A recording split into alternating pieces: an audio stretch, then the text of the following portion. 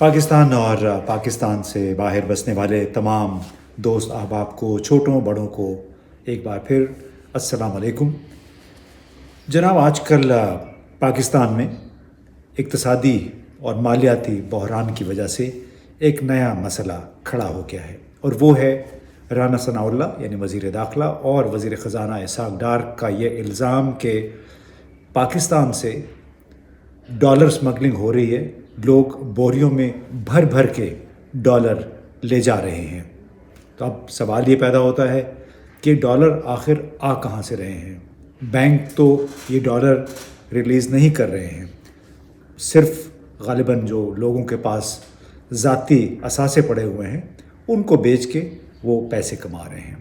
یعنی جتنا بھی ڈالر میں کی قیمت میں اضافہ ہو رہا ہے اتنا ہی ظاہر ہے ان لوگوں کی بھی چاندی ہو گئی ہے۔ لیکن بار بار یہ اصرار کیوں کیا جا رہا ہے کہ افغانستان پیسہ جا رہا ہے؟ افغانستان کو اسمگلنگ یا افغانستان سے پاکستان کو اسمگلنگ کوئی نئی بات نہیں ہے۔ اب پہلے تو ہم اس بات کا ذرا سا جائزہ لے لیں کہ واقعی کیا افغانستان کو یہ پیسہ جا رہا ہے؟ تو جناب آپ کو یہ بتاتے چلیں کہ افغانستان کو بین الاقوامی امدادی سرگرمیوں کے تحت یعنی ہیومینٹیرین اسسٹنس کے تحت ہر ہفتے 40 سے 50 ملین ڈالر کیش کی صورت میں ملتا ہے۔ یہ پیسے افغانستان انٹرنیشنل بینک آتے ہیں، وہاں سے افغانستان کے مرکزی بینک جاتے ہیں، مرکزی بینک یہ 40 سے 50 ملین ڈالر کیش وصول کر کے ان اداروں کو افغانی یعنی افغان کرنسی کی صورت میں ادا کر دیتا ہے، اور پھر کچھ ڈالرز مارکیٹ میں آکشن کر دیے جاتے ہیں، نیلام کر دیے جاتے ہیں افغانی خریدنے کے لیے مارکیٹ سے۔ اس کی وجہ سے افغان طالبان کے پاس ذخائر زر مبادلہ کے اچھے خاصے اکٹھے ہو گئے، 2-3-4 ارب ڈالر ہوں گے، ہمیں صحیح اعداد و شمار معلوم نہیں ہے، لیکن ایک بات ضرور ہے کہ جو 40 سے 50 ملین ڈالر کم از کم ہر ہفتے آتا ہے وہ افغانستان کے طالبان کے پاس ضرور پہنچ رہا ہے۔ دوسری بات، افغان طالبان نے ملک کے اندر ڈالر کی خرید و فروخت پہ مکمل پابندی لگا رکھی ہے، یعنی آپ ملک کے اندر ڈالر کی خرید و فروخت نہیں کر سکتے۔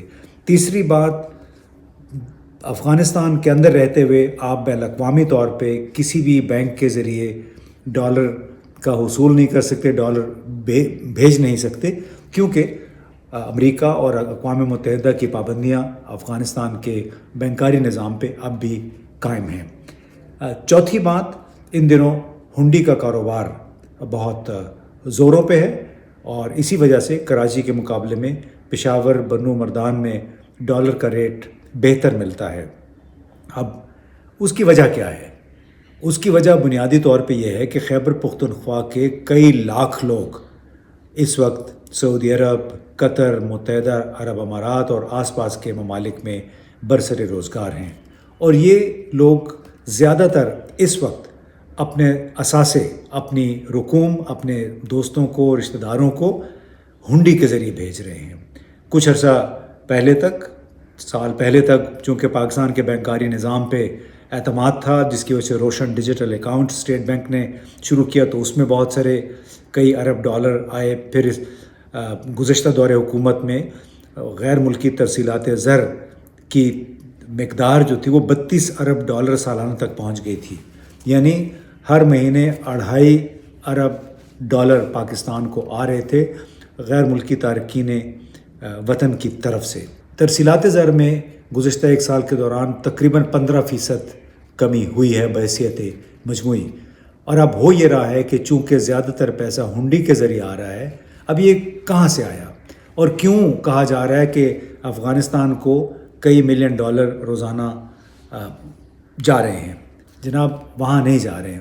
بات یہ ہے کہ جو 15% کمی ہے، اگر آپ اس کو ذرا ورک آؤٹ کریں، اگر 2 ارب ڈالر ماہانہ آ رہے ہیں تو اس کا مطلب ہے کہ ایک ہفتے میں تقریباً 500 ملین ڈالر آنے چاہیے، جو کہ ریکارڈ تھا گزشتہ 2-3 سال کا، اور اس کا یہ مطلب ہے کہ روزانہ کے حساب سے کم از کم 70 ملین ڈالر پاکستان کے مختلف بینکوں میں آ رہے تھے باہر سے۔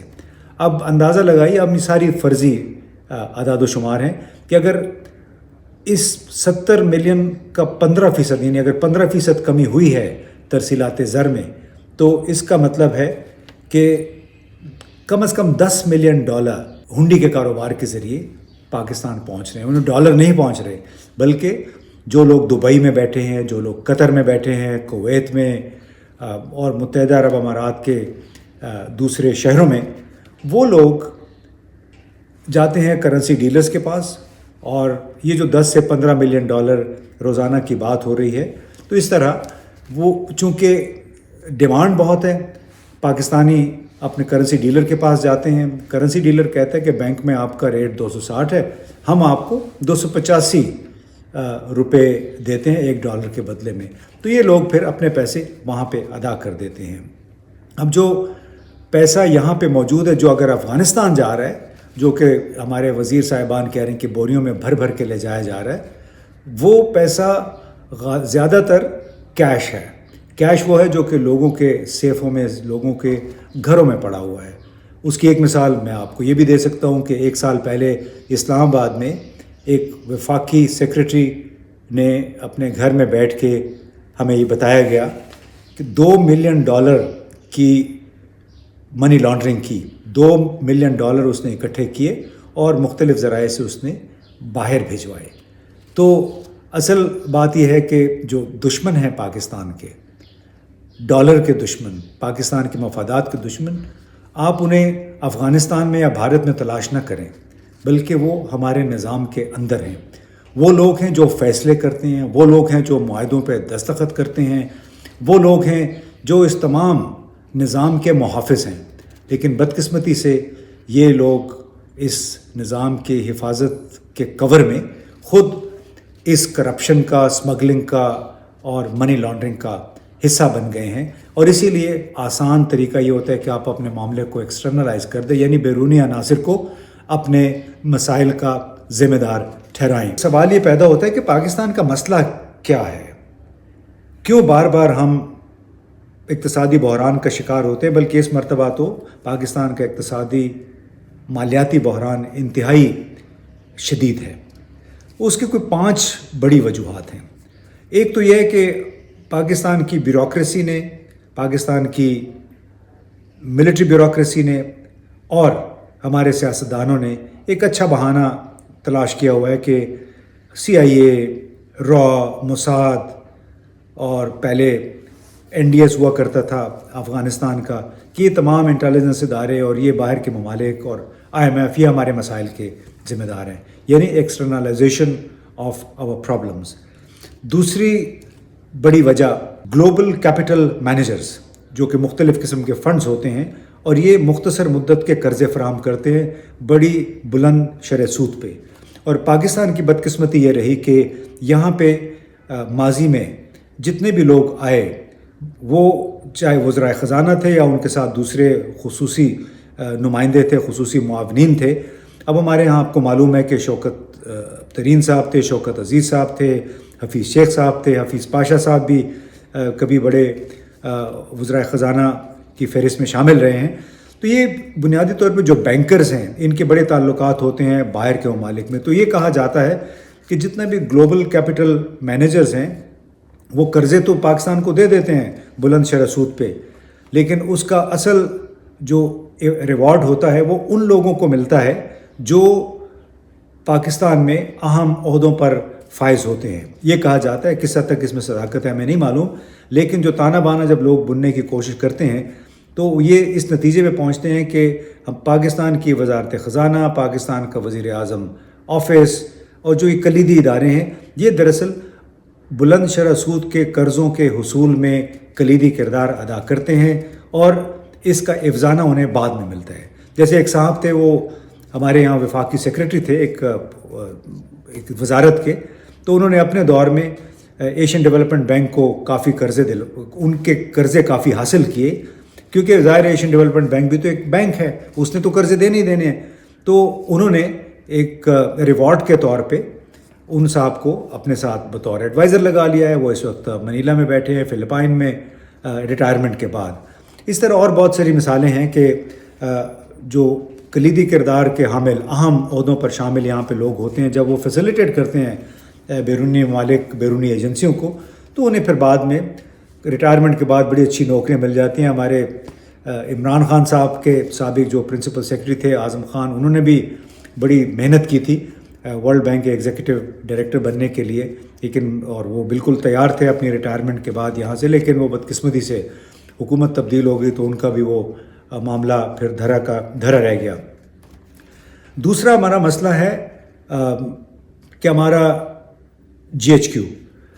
جنرل باجوہ جب تھے فوج کے سربراہ تو 2-3 انہوں نے بڑی ملاقاتیں کی تھی تاجروں سے، اور تاجر سیدھے بھاگ کے GHQ پہنچ جاتے تھے کہ حکومت نئے ٹیکس لگا رہی ہے، ہمیں ان ٹیکسوں سے بچائیں، خود ٹیکس دینا نہیں چاہتے. اور یہ ایک بہت بڑا سوال ہے کہ پاکستان کی جو بڑی اشرافیہ ہے، بڑے بڑے تاجر ہیں، سرمایہ کار ہیں، ان میں میاں منشا صاحب بھی شامل ہے، اس میں سہگل فیملی بھی شامل ہے، اس میں لکھانیز بھی ہیں، اس میں ملک ریاض صاحب بھی ہیں. تو اب سوال یہ پیدا ہوتا ہے کہ یہ پاکستان 1 ارب ڈالر کے لیے در بدر کی ٹھوکریں کھا رہا ہے، تو یہ تمام لوگ ملا کے 4-5-6 ارب ڈالر کا سیف ڈپازٹ پاکستان میں کیوں نہیں رکھ سکتے؟ انہوں نے تو اپنے پیسے باہر رکھے ہوئے ہیں، لیکن پیسے دینے کی، ٹیکس دینے کی بجائے، سیف ڈپازٹ دینے کی بجائے یہ لوگ جاتے ہیں جنرل ہیڈ کوارٹر میں.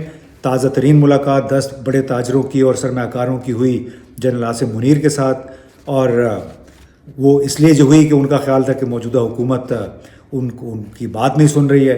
تو جناب یہی وجہ ہے، پاکستان ایک وشس، ایک منحوس چکر میں پھنسا ہوا ہے.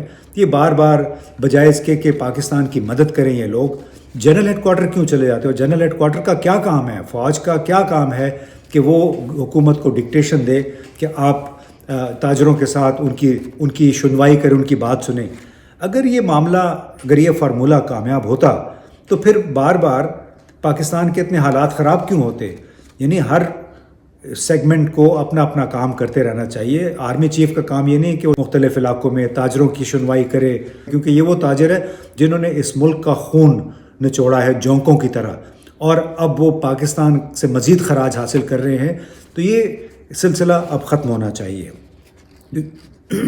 اس کے علاوہ جو پہلے ہم نے ایلیٹ کی بات کر دی کہ ہماری جو اشرافیہ بڑے تاجر ہیں، بڑے بڑے سرمایہ کار ہیں، وہ پاکستان کے بنیاد پہ انہوں نے بڑی اپنی سلطنتیں، کاروباری تجارتی سلطنتیں بنا لیں، لیکن پاکستان کو دینے کے لیے وہ تیار نہیں ہیں.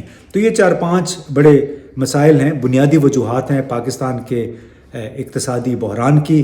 اور جب تک ہمارا تاجر، ہمارے فوج کے سربراہ، ہمارے بڑے بینکار، سرمایہ کار اپنا فرض ادا نہیں کریں گے اپنے جو آئینی جو ڈیفینیشن ہے اس کے مطابق، اس وقت تک پاکستان یوں ہی خوار ہوتا رہے گا بین الاقوامی منڈیوں میں، یوں ہی IMF کی ڈکٹیشن کا شکار ہوتا رہے گا. اور خدا کے لیے میری حکومت سے، بیوروکریٹ سے جو افسر شاہی ہے، ان سے درخواست ہے کہ دشمن اس ملک کا ہمارے اندر بیٹھا ہوا ہے، اسلام آباد میں ہے، لاہور میں ہے، کراچی میں ہے، پشاور میں ہے، سرحد پار نہیں ہے. تو بار بار یہ سرحد پار بھارت اور افغانستان کی طرف انگلیاں اٹھانے کی بجائے ہمیں اپنے اندر کے دشمن پہ توجہ دینی چاہیے.